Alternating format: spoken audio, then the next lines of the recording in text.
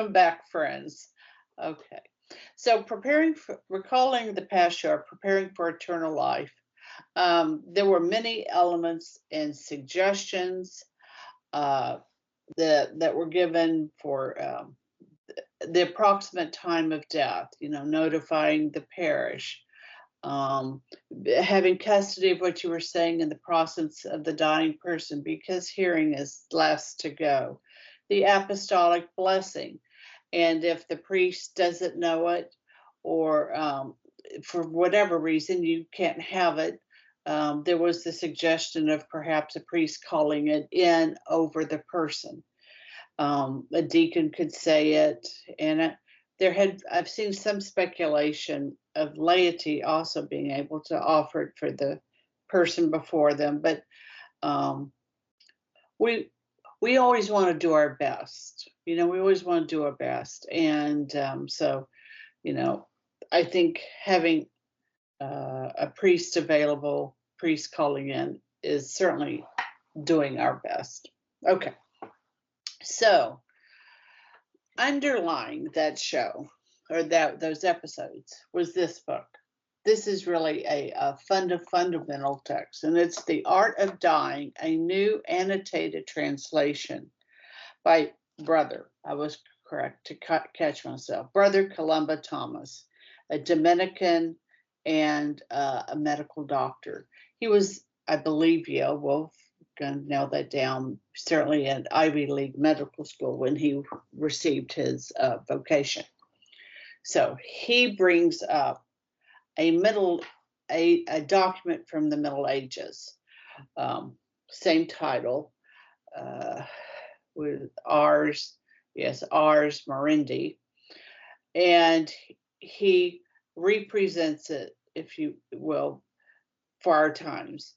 And so I don't know if you were like that, Sarah. I don't know if you're like that. You're probably not nearly as cynical and nervous about things like I hear new translations, and I wonder what in the world has been left on the side of the road. So I'm sure all of you are not nearly that way, but I am.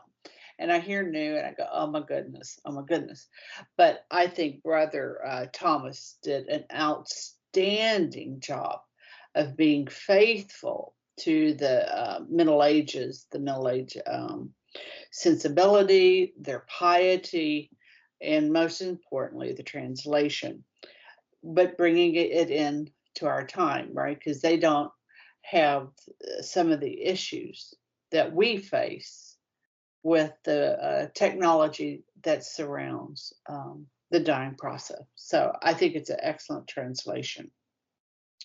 And he makes this point. So the faithful of the Middle Ages had a robust faith, and at least in comparison to our modern Western society.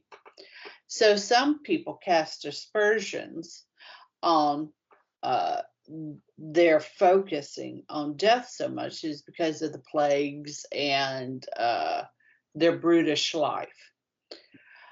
And there might be some natural reasons to that. But he takes a stance against it, and he says, no, in reality, it was their love of the Lord and his church what motivated the original text. And that's true, because we're going to see that, the life lived in the death experience. The historical context, author and date. The Council of Constance, 1414 to 1418, emphasized reform, catechesis, and devout Christian living. Jean Gerson wrote a short treatise, Scientia Bene Moriendi, The Science of Dying Well, and appeared at the Council of Constance and was widely distributed there. The author for the final form that scholars encounter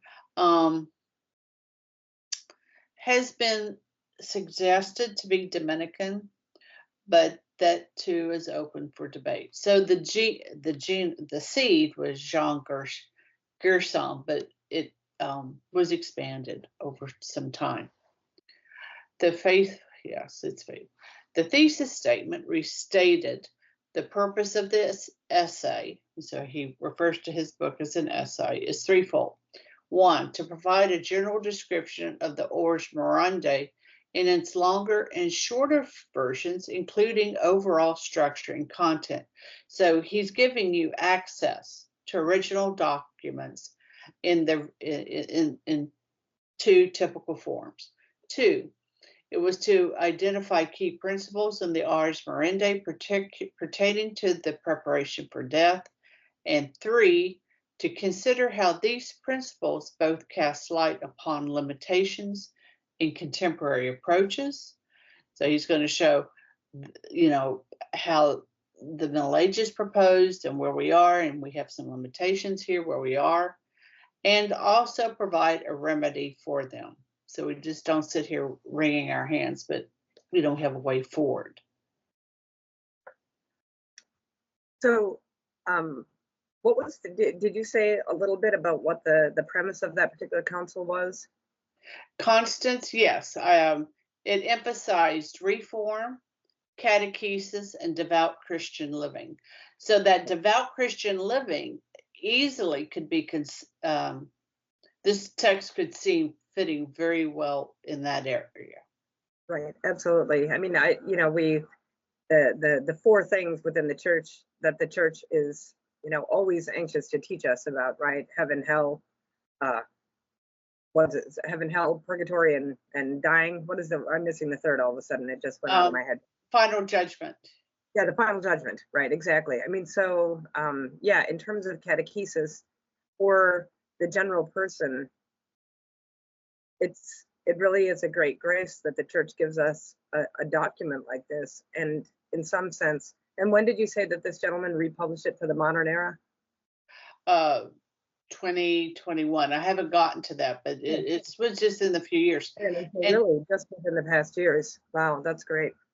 It is, and you brought this up, as you often do, catechesis. So Right. a big thrust with the art of dying is going to be a real familiarity with the truths of our faith, catechesis, teaching. And the more we hear that, and remember, that was something we talked about with Prepare for Eternal Life, is to hear the creed, right? The Apostles' Creed. Where did the Apostles' Creed come from? It came from our blessed Lord. He taught the apostles. Our faith is credo. It's credo. And where did that come? Is from our blessed Lord, those 12 planks. And hearing, right, that's catechesis. And that is, informs our Christian living. So, okay. Yeah, it's a very interesting reality within the life of the church that, that death is something that one should be never fearful of per se, but truly meditating upon what is in our mind more of a beginning than an end, right? I mean, that really is the mystical entry point into whatever eternal existence you're going to experience. And so a text that at least gives one, food for the imagination, as it were, is really going to be essential to helping, I think, a very fearful generation, people who are really, truly fearful of dying. Yes, yes. We'll come back to that. We're going to continue with that. Till the next time, my friends. Fide Servatio.